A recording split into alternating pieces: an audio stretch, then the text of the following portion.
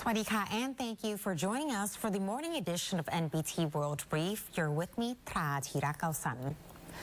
Prime Minister Anutin Charnvirakul is set to unveil the government's fiscal direction for the 2027 budget today. Prime Minister Anutin will formally deliver policy guidelines for drafting the fiscal year 2027 national budget today, marking a key step in laying the foundation for sustainable development and improving the quality of life across all sectors. The event will include the signing of a memorandum of understanding on budget cooperation among 5 key agencies, which are the Budget Bureau, the Comptroller General's Department, the State Audit Office, the National Anti-Corruption Commission, and the Public Sector Anti-Corruption Commission, aimed at enhancing transparency, accountability, and reducing corruption. The policy address will be broadcast live on the National Broadcasting Service television station and via the Budget Bureau's Facebook page starting at 10 a.m. Prime Minister Anutin Charnvirakul is heading to the north today to confront worsening air pollution and wildfire conditions that are affecting multiple provinces. After delivering policy guidelines for the 2027 fiscal budget, the Prime Minister will travel to Chiang Mai to follow up on efforts to address wildfires, HAZE, and PM 2.5 pollution, which have been impacting the northern region.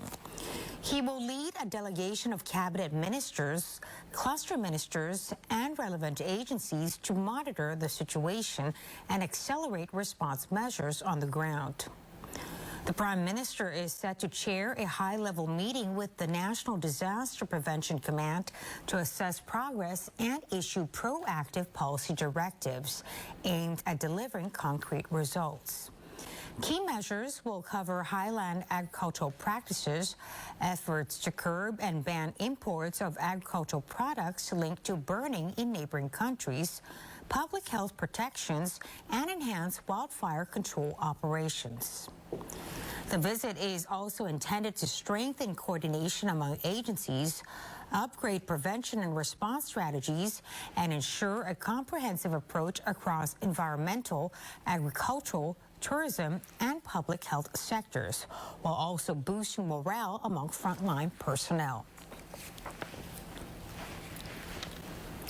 The Ministry of Foreign Affairs reports progress in securing the release of Thai-flagged vessels in the Gulf following high-level diplomatic efforts in the Middle East.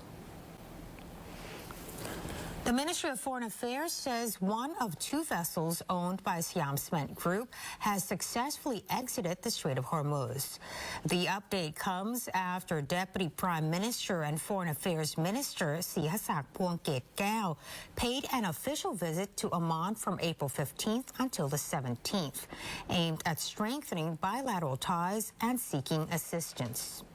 Now, during the visit, Thailand requested Oman to coordinate it with Iran to help secure the release of Thai vessels that had been stranded in the strategic shipping lane. The Foreign Affairs Ministry says it had earlier worked with Iranian authorities on the matter, leading to the safe departure of one vessel. Officials will continue to monitor the ship's journey back to Thailand and provide updates once it arrives. Efforts are also ongoing to assist the remaining vessel still in the Strait of HORMUZ.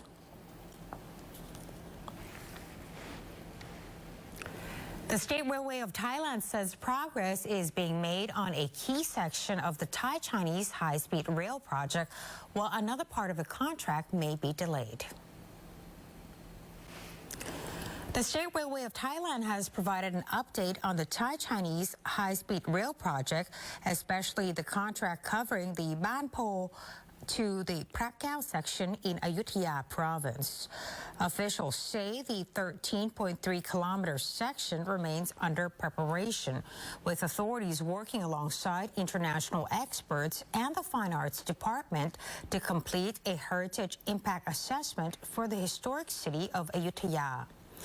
Adjustments have also been made to the Ayutthaya station design, lowering the track height from 19 to 17 meters and adopting a more transparent structure to minimize visual impact on nearby historical sites.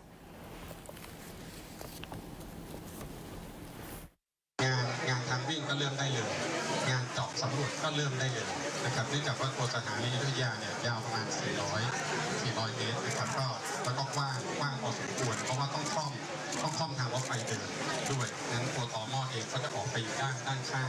รถไฟเดินแล้วก็ยาวถึง450 เมตรนะครับอันนี้เป็นสิ่งที่เรากังวลนิดนึงว่าถ้าเราขุดเจอเราจะทำอะไรได้บ้างซึ่งประสบการณ์ของรถไฟเองเราก็เคยเจองานลักษณะแบบนี้ในการก่อสร้าง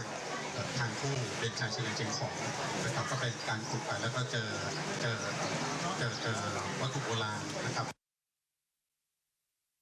The process of drafting terms of reference expected to be completed by the end of May. Public hearings are set for June, followed by bidding between July and November, with contract signing expected by the end of this year. Construction is scheduled to begin in early 2027 and take about 3 years, with a budget of around 11 billion baht. The section is expected to be completed in 2030 and open for service in 2031.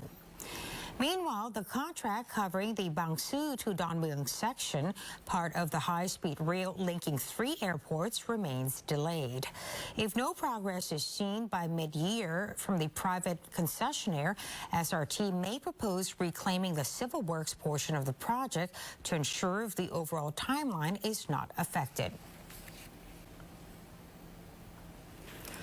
A coastal community in Trang province has launched a unique attraction using amphibious vehicles to tow visitors out to sea for a close-up view of hundreds of red kites.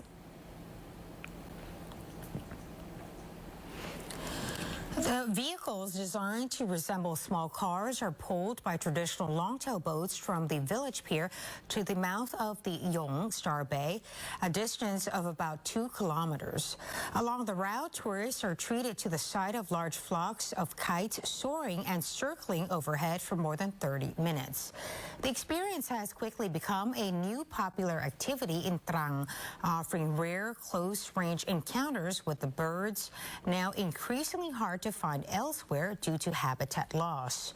In contrast, the community has preserved its rich mangrove ecosystem, allowing the kite population to thrive, with flocks numbering in the hundreds. Tourists, especially families and children during school holidays, have flocked to the site. The service costs 200 baht per person, with each trip lasting around 30 to 40 minutes and running throughout the day. High tide offers the most scenic views. Now, visitors are advised to check tide schedules in advance or book ahead. The growing number of birds this year reflects the area's healthy environment, free from industrial development and coastal degradation. Fresh seafood and local dishes are also available, adding to the appeal of this emerging ecotourism destination, about 40 kilometers from Trang City. ที่สำคัญเลยนะครับจุดสำคัญคือมันจะมีฝูงเหยี่ยวนับร้อยครับผมไม่ได้โม้ครับอันนี้คือเป็นเรื่องจริงแน่นอนครับถ้าไม่เชื่อต้องมาดูครับร่วม200ตัวเป็นฝูงใหญ่มากครับเหยี่ยวได้เห็นตอนไหนบ้างคะเหยี่ยวเห็นได้ตลอดเลยครับเพราะว่าน้องเขายินดีต้อนรับลูกค้าเป็นอย่างดีเยี่ยมเลยนะครับเพราะว่าน้องเขาจะรอแซนด์บายลูกค้าอยู่แล้วนะครับก็คือมาทุกครั้งก็เห็นทุกครั้งมาทุกครั้งได้เห็นทุกครั้งครับอันนี้คือตรงปกไม่จกตาแน่นอนครับเป็นใกล้ชิดเลยใกล้ชิดเลยครับแบบHDก็คือ1 เมตร 2 เมตรก็คือแต่ว่าอาจจะสัมผัสไม่ได้เนาะแต่ว่าเห็นก็คือเห็นต่อหน้าเลยครับเห็นเยอะๆแบบนี้มานานหลายปียังคะเห็นเยอะๆมาก็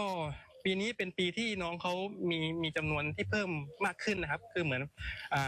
การท่องเที่ยวนะครับมันก็จะสอดคล้องกับการอนุรักษ์สัตว์หายากในอนาคตด้วยเช่นกันนะครับเหมือนเหยี่ยวครับเป็นสัตว์ที่อยู่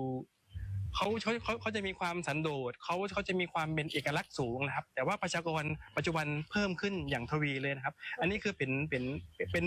ป็นผลดีมากเลยครับ Red kite is a protected species under Thailand's Wildlife Conservation and Protection Act of 2019. Known for its reddish-brown plumage, white chest, and adaptability to human environments, it often feeds on scraps from local fishing communities. And that wraps up our morning news report. Stay updated with the latest developments and more stories. Simply scan the QR code on your screen to access our full coverage across all media platforms. Until next time, สวัสดีค่ะ